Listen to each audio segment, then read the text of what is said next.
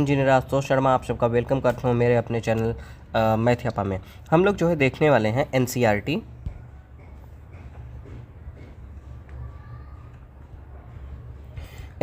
Class 9 की science. ठीक, science. ठीक, साइंस में जो है हम लोग कौन सा पहले कवर करेंगे? बायोलॉजी कवर करेंगे। ठीक है, बायोलॉजी हम लोग कवर करेंगे। ठीक, उसमें जो पहला चैप्टर है आपका अध्याय 5 जीवन की मौलिक इकाई करेंगे। ठीक, ये जो है हमारे वनडे एग्ज़ाम के लिए बहुत महत्वपूर्ण है। जैसे अभी रेलवे के एग्ज़ाम होने वाले हैं, रेलवे का आरआरबी जेई है। ठीक, उसके बाद जो है आपका एएलपी है, फिर टेक्नीशियन है, उसके बाद एनटीपीसी है आपका। ठीक है, वहाँ पे और बिहार में भी होने वाले हैं।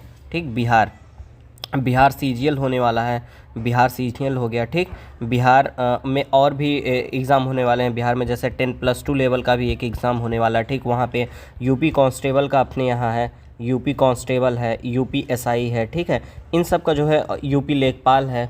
ठीक, यूपी जो है लेखपाल। ठीक, इन सब के एग्ज़ाम में जो है ये साइंस के क्वेश्चन पूछे जाते हैं और बायोलॉजी से तो आना ही आना होता है क्वेश्चन। ठीक, वो आता ही आता है। तो उसके लिए हम लोग जो है एनसीईआरटी को कवर करेंगे अब जो है। तो आइए स्टार्ट करते हैं अपना पहला चैप्टर जीवन की मौलिक इकाई। इसमें जो इम्पोर्टेंट होगा वही हम लोग पढ़ेंगे, लाइन बाय लाइन पढ़ते चलेंगे। ठीक है, तो सबसे पहले स्टार्ट करते हैं हम लोग। देखिए, कार्क की पतली काट के अवलोकन पर रॉबर्ट हुक ने ये पाया। ठीक, एक रॉबर्ट हुक अपने साइंटिस्ट थे। ठीक है, उन्होंने ये पाया कि इसमें जो है अनेक छोटे छोटे प्रकोष्ठ हैं। ठीक, जिसकी संरचना मधुमक्खी के छत्ते जैसे प्रतीत होती है। ठीक है, कार्क एक पदार्थ है जो वृक्ष की छाल से पाया जाता है। ठीक, मतलब कार्क जो है एक सब्सटेंस है जो कहाँ से पाया जाता है? वृक्ष की छाल से पाया जाता है। ठीक है, सन 1665 में हुक ने इसे स्वनिर्मित सूक्ष्मदर्शी से देखा था। ठीक है, जो आपके रॉबर्ट हुक साहब हैं वो 1665 में जो है एक स्वनिर्मित सूक्ष्मदर्शी से जो है देखा था। ठीक, ये जो संरचना है मधुमक्खी के छत्ते जैसी उसी को देखा था। ठीक है, रॉबर्ट हुक ने इन प्रकोष्ठकों को कोशिका कहा था। ठीक है, इन प्रकोष्ठकों को क्या बोला था? कोशिका कहा था। और ये जो सेल है, कोशिका है, ये लैटिन शब्द का है जिसका अर्थ होता है छोटा कमरा होता है। ठीक है, जो सेल है ठीक, ये क्या है? 1665 में रॉबर्ट हुक साहब ने जो है इसको जो है देखा था। किसने देखा था? स्वनिर्मित सूक्ष्मदर्शी से देखा था। ठीक है, तो ये जो है बहुत ज़रूरी चीज़ है। ये आपका जो है आजकल तो ये हो रहा है कि जो रेलवे के एग्ज़ाम हो रहे हैं, जो पिछले साल जो है रेलवे का एग्ज़ाम हुआ था उसमें जो है ऐसे लाइन बाय लाइन जो है उठा करके क्वेश्चन को दे दिया गया था, वहीं से जो है ऑप्शन को बना दिया गया था। ठीक है, तो इस वजह से लाइन बाय लाइन आपके लिए बहुत ज़्यादा ज़रूरी, इसीलिए मैं पढ़ करके इसको चल रहा हूँ ताकि आप सारे लाइन को कवर करते चलिए, कहीं से भी क्वेश्चन आ जाए आपका रेलवे के एग्ज़ाम में छूटना नहीं चाहिए। अब की बार जो है जॉब लेके ही छोड़ना है। ठीक है, ठीक, तो फिर चलते हैं, आते हैं अपने टॉपिक पे। मतलब सेल क्या है? सेल जो है एक जो है जीवन की मौलिक इकाई होती है। इसको सबसे पहले जो है हुक साहब ने देखा था, 1665 में देखा था। किसने देखा था? स्वनिर्मित सूक्ष्मदर्शी से देखा था। और इसकी संरचना कैसी प्रतीत होती है? मधुमक्खी के छत्ते जैसे प्रतीत होती है। ठीक है, अब आते हैं, और ये लैटिन वर्ड से बना हुआ है। ठीक है, अब देखिए, उपरोक्त घटना छोटी तथा अर्थहीन लगती है, लेकिन विज्ञान के इतिहास में यह एक बहुत ही महत्वपूर्ण घटना है। ठीक, इस प्रकार सबसे पहले हुक ने देखा कि सजीवों में अलग अलग एकक होते हैं। इन एककों का वर्णन करने के लिए जीव विज्ञान में कोशिका शब्द का उपयोग आज तक किया जाता है। जैसे आप यहाँ पे एक क्रियाकलाप देखने होंगे, इसमें क्या है? एक प्याज लिया गया है। प्याज का जो बाहरी आवरण है उसको जो है सूक्ष्मदर्शी से, यहाँ पे ये आपका संयुक्त सूक्ष्मदर्शी ये दिया गया है, इस सूक्ष्मदर्शी से जो है देखा जा रहा है। तो आपको ये चित्र निकल करके आ रहा है जिसमें ये चीज़ें बताई जा रही हैं। ये क्या है? केंद्रक है, और ये क्या है? आपके कोशिकाएँ हैं। ठीक है, और नीचे है प्याज की झिल्ली की कोशिकाएँ। ठीक है ना, ये ऐसे कभी कभी आपसे जो है ये पूरा फिगर दे दिया जाएगा रेलवे के एग्ज़ाम में, और ये पूछ लिया जाएगा आपसे कि जो है ये जो है ये डॉट डॉट ये क्या चीज़ है। ठीक है, तो यहाँ पे क्या मिसिंग रहेगा तो वो आपको बताना होता है। तो ये क्या है? केंद्रक है, और ये क्या है? कोशिका है। ठीक है, ठीक, तो इस तरीके से भी क्वेश्चन पूछ लिया जाता है। तो अब आइए इसमें देखते हैं, यहाँ पे जो इम्पोर्टेंट आपके पास है चीज़ वो क्या है कि आइए इस लाइन को देखते हैं।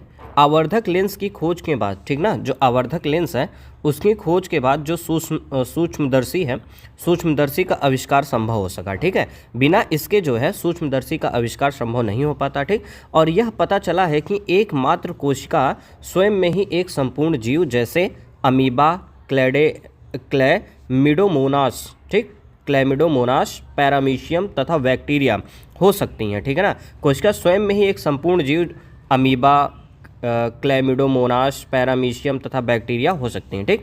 इन सजीवों को एक कोशिकीय जीव कहा जाता है, ठीक। अब यहाँ से सवाल ये उठ सकता है कि एक को ऐसे दे देगा आपको, ये नाम दे देगा, ये नाम दे देगा, ये नाम दे देगा और बोल दिया जाएगा और चौथा अलग से कर देगा, बोला कि इसमें से एक कोशिकीय जीव कौन सा नहीं। तो आप यहाँ से देखिए ये लाइन बहुत इंपॉर्टेंट है आपके लिए। अमीबा, क्लैमिडोमोनास और पैरामीशियम तथा बैक्टीरिया ये कैसे हैं आपके एक कोशिकीय जीव होते हैं, ठीक ना। एक कोशिकीय जीव यही होते हैं, ठीक है, ठीक। इसके अतिरिक्त बहुकोशिकीय जीवों में अनेक कोशिकाएं समाहित होकर विभिन्न कार्यों को संपन्न करने हेतु विभिन्न अंगों का निर्माण करती हैं, ठीक है।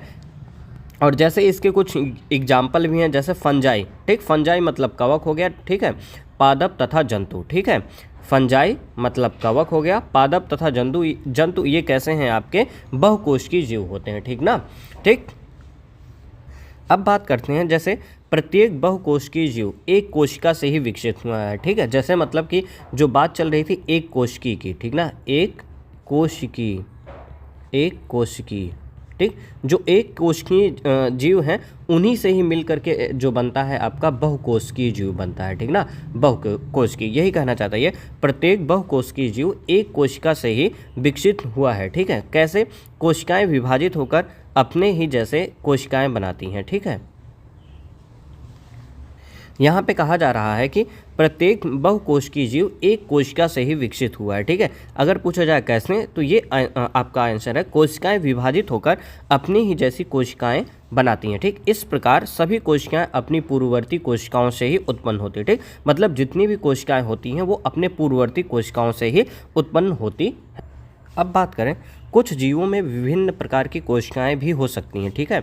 निम्नलिखित तस्वीरों को देखो, ये मानव शरीर की कुछ कोशिकाएं हैं, ठीक। जैसे ये देखिए आप, चिकनी पेशी कोशिका है ये, ठीक है। इस तरह का जो शेप है वो किसका है? चिकनी पेशी कोशिका का है, ठीक। ये जो है आपका रुधिर कोशिकाओं का जो है ये आपका जो है यहाँ पे जो है तंत्रिका कोशिका है ये, ठीक है। ये अस्थि कोशिका है, ठीक। ये अंडाणु है आपका, ये शुक्राणु है आपका, ये वसा की कोशिका है, ठीक है। अब अगर बात किया जाए तो कोशिकाओं की जो आकृति तथा आकार होता है उनके विशिष्ट कार्यों के अनुरूप होते हैं, ठीक है। कुछ कोशिकाएं अपना आकार बदलती रहती हैं, ठीक है। जैसे एक कोशिकीय अमीबा, ये पूछा गया, बहुत ज़्यादा पूछा गया क्वेश्चन, ठीक है। ऐसी कौन सी कोशिकाएं हैं जो अपना आकार बदलती रहती हैं, ठीक है, वो कौन सा है आपका? अमीबा है, ठीक है। और वो कैसा होता है? एक कोशिकीय अमीबा क्या करती हैं? अपना आकार बदलती रहती हैं, ठीक है। कुछ जीवों में कोशिका का आकार लगभग स्थिर रहता है और प्रत्येक प्रकार की कोशिका के लिए विशिष्ट होता है, ठीक है। जैसे उदाहरण के लिए तंत्रिका कोशिका, ठीक ना, जो तंत्रिका कोशिका है ये जो है क्या करती हैं? अपना आकार लगभग स्थिर रखती हैं, ठीक है। अब आगे चलते हैं। प्रत्येक जीवित कोशिका में कुछ मूलभूत कार्य करने की भी क्षमता होती है, ठीक। जो कोशिका होती हैं उनमें कुछ कार्य करने की भी क्षमता होती है, जो सभी सजीवों का गुण है, ठीक। सजीवों का गुण क्या है? कुछ कार्य करने की जो है क्षमता सजीवों के ही पास होती है, ठीक है। एक जीवित कोशिका ये मूलभूत कार्य कैसे करती हैं? हम जानते हैं कि बहुकोशिकीय जीवों में श्रम विभाजन होता है, ठीक है ना। जैसे कि मनुष्यों में इसका अर्थ यह है कि शरीर के विभिन्न अंग विभिन्न कार्य करते हैं। जैसे मनुष्य के शरीर में हृदय रुधिर को पंप करता है तथा अमाशय भोजन का पाचन करता है, ठीक है। इसी प्रकार एक कोशिका में भी श्रम विभाजन होता है, ठीक है। वास्तव में ऐसी प्रत्येक कोशिका में कुछ विशिष्ट घटक होते हैं जिन्हें कोशिकांग कहते हैं, ठीक। कोशिकांग किसे कहते हैं भाई? ये भी एक सवाल पूछा जा सकता है आपसे, तो आप बता सकते हैं ऐसी प्रत्येक कोशिका जिसमें कुछ विशिष्ट घटक होते हैं उन्हें क्या बोला जाता है? कोशिकांग बोला जाता है, ठीक है। प्रत्येक कोशिकांग एक विशिष्ट कार्य करते हैं, जैसे कोशिका में नए पदार्थ का निर्माण करना, अवशिष्ट पदार्थों का निष्कासन आदि, ठीक है।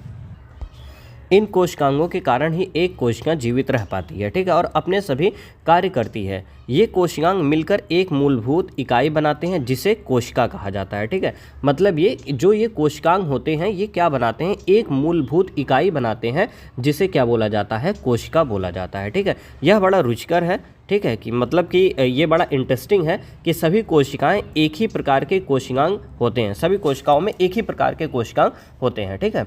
इससे कोई फर्क नहीं पड़ता है कि उसके कार्य क्या हैं अथवा वे किस जीव में पाई जाती हैं। ये बात थी आपकी कोशिका कैसे बनती है और कोशिकांग क्या होता है, ठीक है।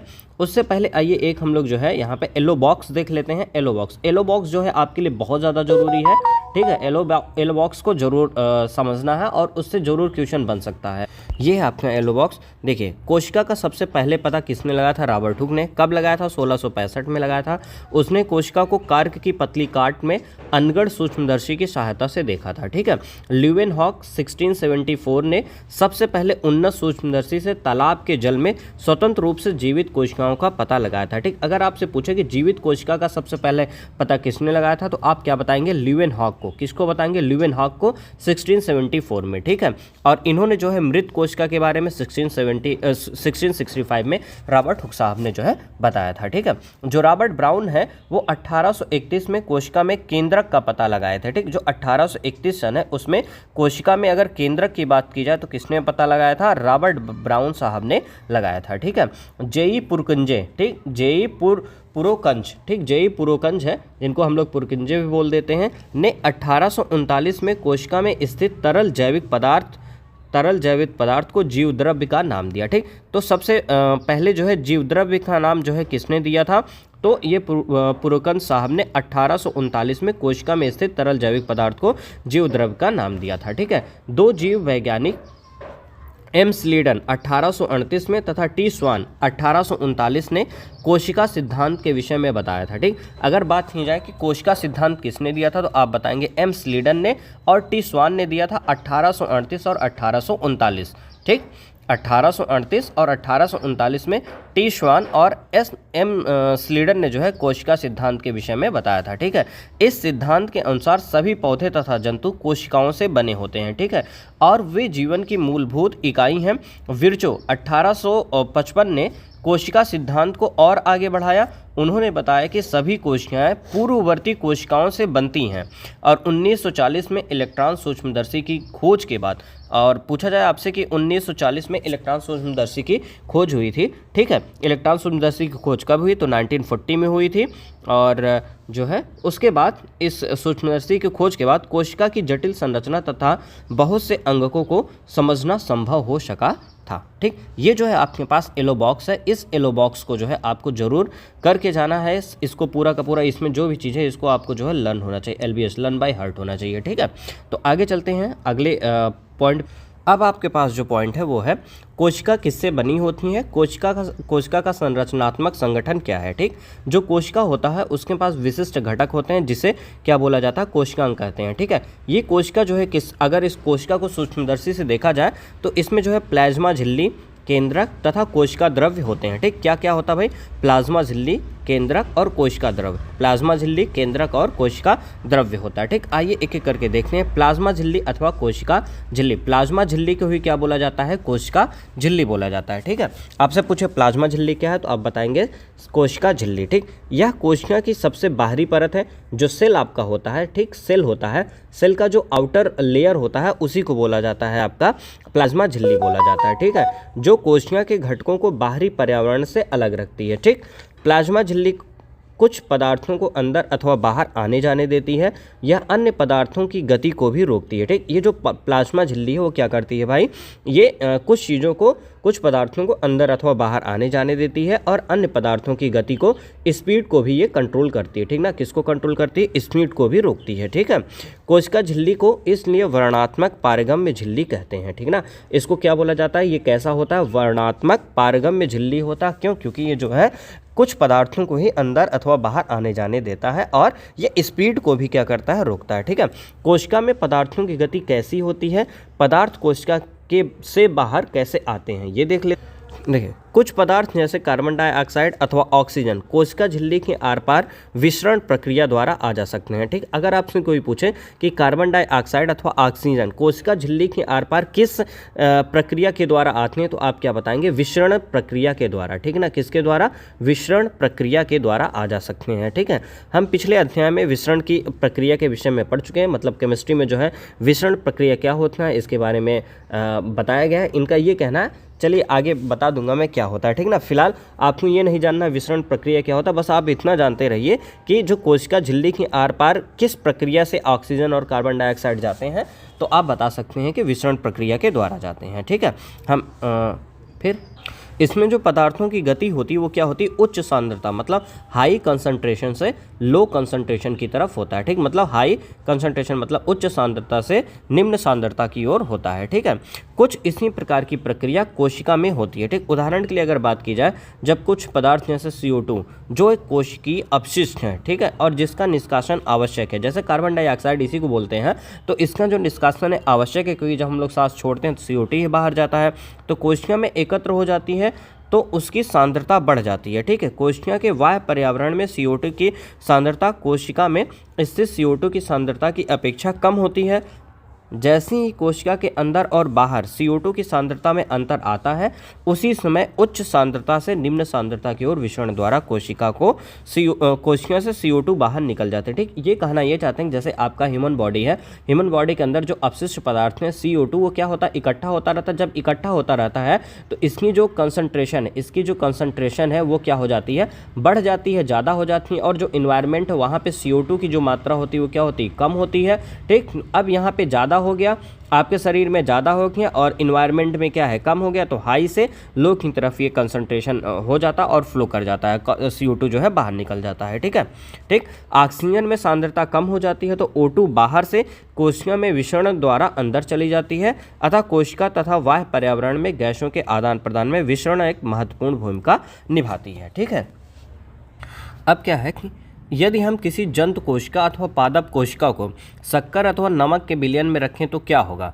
ठीक, इसमें जो है 3 घटनाएं हो। से पहली घटना क्या है कि यदि कोशिका को तनु विलयन वाले माध्यम अर्थात जल में शक्कर अथवा नमक की मात्रा कम और जल की मात्रा ज़्यादा हो, ठीक है, नमक की मात्रा कम और जल की मात्रा ज़्यादा हो में रखा गया हो तो जल परासरण विधि द्वारा कोशिका के अंदर चला जाएगा। ठीक है, ऐसे विलयन को अल्प परासरण दाबी विलयन कहा जाता है।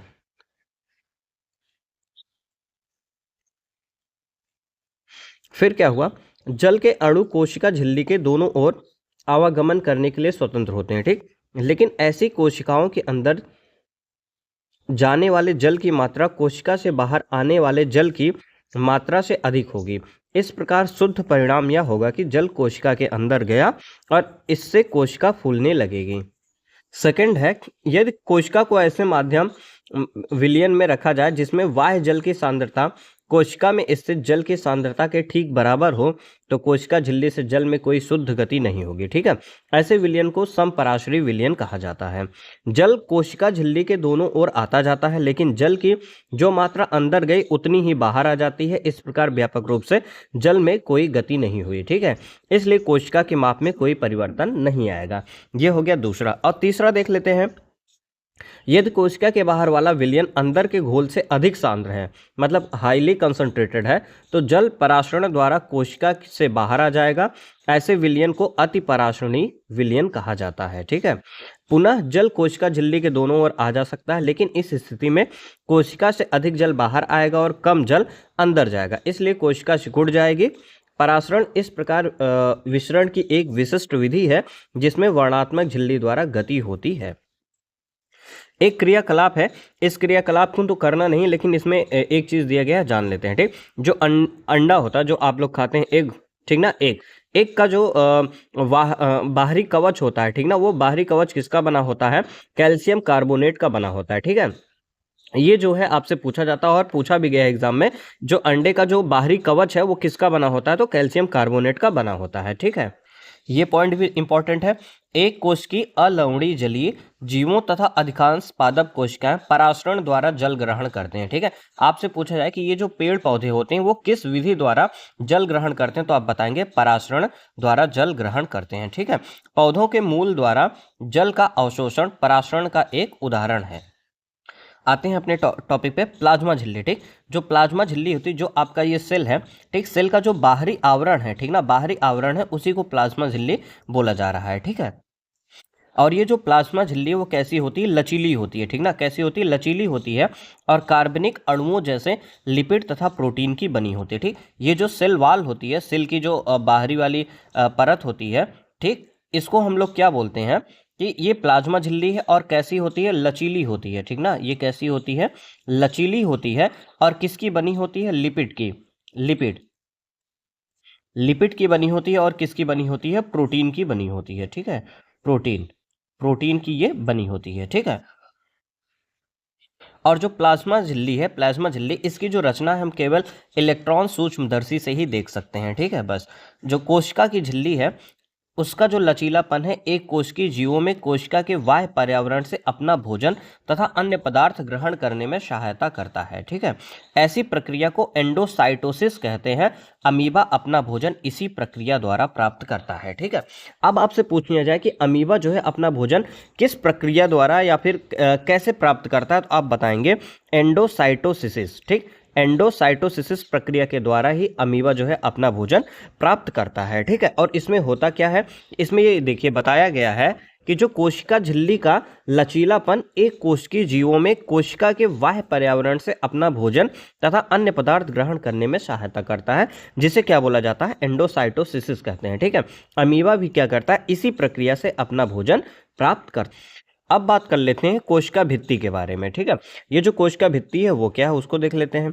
पादप कोशिकाओं में प्लाज्मा झिल्ली के अतिरिक्त कोशिका भित्ति भी होती है, ठीक। जो अगर पादप कोशिकाओं के बारे में बात की जाए तो पादप कोशिका में प्लाज्मा झिल्ली के अतिरिक्त कोशिका भित्ति भी होती है, मतलब प्लाज्मा झिल्ली तो होती है और कोशिका भित्ति भी होती है, ठीक है।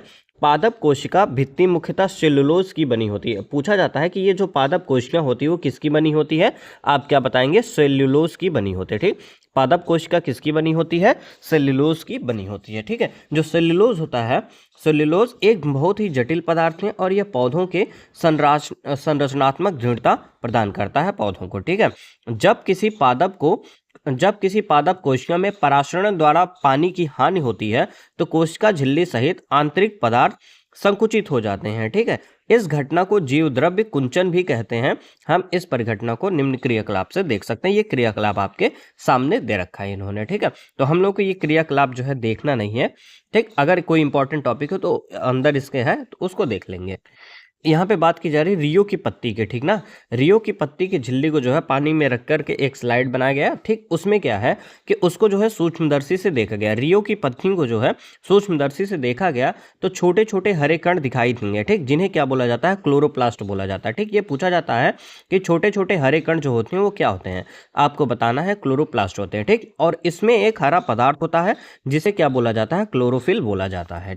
इस क्रियाकलाप का जो रिजल्ट है यहाँ पे ये बता रहा है रिजल्ट की जो जीवित कोशिकाएं होती हैं उन्हीं में ही परासरण द्वारा जल अवशोषण किया जाता है, ठीक है। जो मृत कोशिकाएं होती हैं उसमें जल जो है अवशोषित नहीं होता है, ठीक है। अब आगे बात करते हैं। जो कोशिका भित्ति होती है वो पौधों, कवक तथा बैक्टीरिया की कोशिकाओं को अपेक्षाकृत कम तनु विलयन, अल्प परासरण दावी विलयन में बिना फटे बनाए रखती है, ठीक है। जो कोशिका भित्ति है पौधों, कवक तथा बैक्टीरिया की कोशिकाओं को अपेक्षाकृत कम तनु विलयन में बिना फटे बनाए रखती है, ठीक। ऐसे माध्यम से कोशिका परासरण विधि द्वारा पानी लेती है, कोशिका फूल जाती है और कोशिका भित्ति के ऊपर दबाव डालती है। कोशिका भित्ति भी फूली हुई कोशिका के प्रति समान रूप से दबाव डालती है। कोशिका भित्ति के कारण पादप कोशिकाएं परिवर्तनीय माध्यम को जंतु कोशिका की अपेक्षा आसानी से सहन कर सकती हैं। अभी देखते हैं जो क्रियाकलाप था पीछे उस पे बेस्ड कुछ रिजल्ट निकला है। केंद्रक है, केंद्रक के चारों ओर दोहरे परत का एक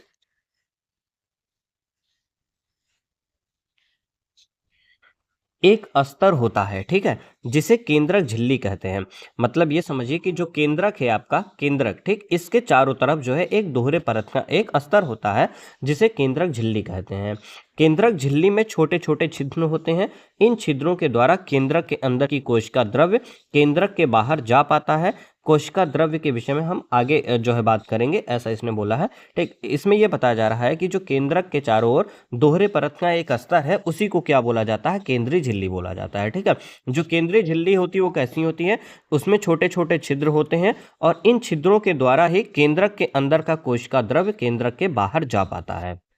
जो केंद्रक होता है, केंद्रक में क्रोमोसोम होते हैं और जो कोशिका विभाजन के समय छड़ाकार दिखाई पड़ते हैं, ठीक है। जब कोशिका का विभाजन होता है तो उसमें ये कैसे दिखाई देते हैं, छड़ाकार जो है दिखाई पड़ते हैं, ठीक। जो क्रोमोसोम में अनुवांशिकी गुणों की जो सूचना होती है वो माता पिता से डीएनए, डीऑक्सीराइबोन्यूक्लिक एसिड और अणु के रूप में अगली संतति में जाते हैं। ठीक है, क्रोमोसोम डीएनए तथा प्रोटीन के बने होते हैं। क्रोमोसोम किसके बने होते हैं? डीएनए तथा प्रोटीन के बने होते हैं। ठीक है भाई, डीएनए अणु में कोशिका के निर्माण व संगठन के सभी आवश्यक सूचनाएं होती हैं। जो डीएनए अणु होता है उसमें कोशिका के निर्माण व संगठन के सभी आवश्यक सूचनाएं होती हैं। डीएनए के क्रियात्मक खंड को जीन कहते हैं। ठीक है, पूछा जाता है जीन किसे कहते हैं, तो डीएनए के क्रियात्मक खंड को जीन कहते हैं। जो कोशिका विभाजित नहीं हो रही होती है उसमें यह डीएनए क्रोमैटिन पदार्थ के रूप में विद्यमान रहता है। क्रोमैटिन पदार्थ धागे की तरह की रचनाओं के एक जाल का पिंड होता है। जब कभी भी कोशिका विभाजित होने वाली होती है तब यह क्रोमोसोम में संगठित हो जाता है। ठीक है भाई, आगे चलते हैं। कुछ जीवों में कोशिकीय जनन में केंद्रक महत्वपूर्ण भूमिका निभाता है। इस प्रक्रिया में एक अकेली कोशिका विभाजित होकर दो नई कोशिकाएं बनाती हैं। यह कोशिका के विकास व परिपक्वन को निर्धारित करता है तथा साथ ही सजीव कोशिकाओं की रासायनिक क्रियाओं को भी निर्देशित करता रहता है।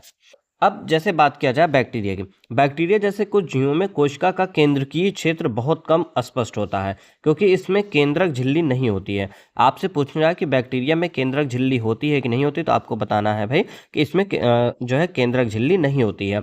ऐसे अस्पष्ट केंद्रक क्षेत्र में केवल क्रोमैटिन पदार्थ होता है। मतलब कि जैसे जहाँ पे अस्पष्ट है कि वहाँ पे जो है आपका कोशिका झिल्ली नहीं है, केंद्रक झिल्ली नहीं है, तो वहाँ पे क्या होगा कि एक आपका क्रोमैटिन पदार्थ होता है। ठीक है, ऐसे क्षेत्र को केंद्रकाय कहते हैं। ऐसे क्षेत्र को क्या बोलेंगे, जहाँ पे केंद्रक जो है केंद्रक झिल्ली अस्पष्ट होती है और क्रोमैटिन पदार्थ होता है उसे केंद्रकाय कहते हैं। ऐसे जीव जिसकी कोशिकाओं में केंद्रक झिल्ली नहीं होती है उन्हें प्रोकैरियोटिक या फिर प्रो मतलब क्या होता है, पूर्व। ठीक ना, प्रो आदि अथवा पूर्व बोलते हैं।